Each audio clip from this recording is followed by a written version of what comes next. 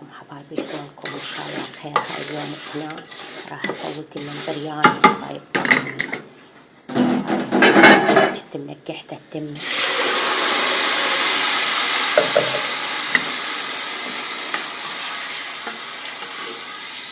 سويت لنا البرياني ودجاج من اجاني اخويا وزوجته حبايب قلبي، وارجع لكم.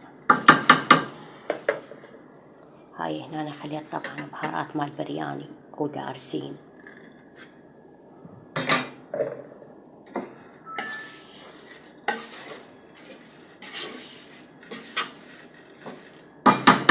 والملح. هسه حبايب قلبي هسه عندنا هذا الدجاج.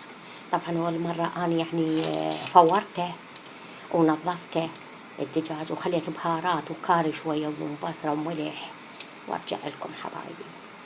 هسه حبايب قلبي عندنا هذا السور استوى حبايبي.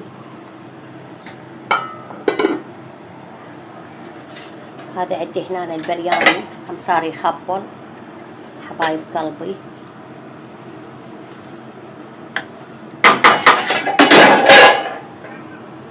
ومع السلامة، لا تنسوا اللايك والاشتراك وتفعيل الجرس.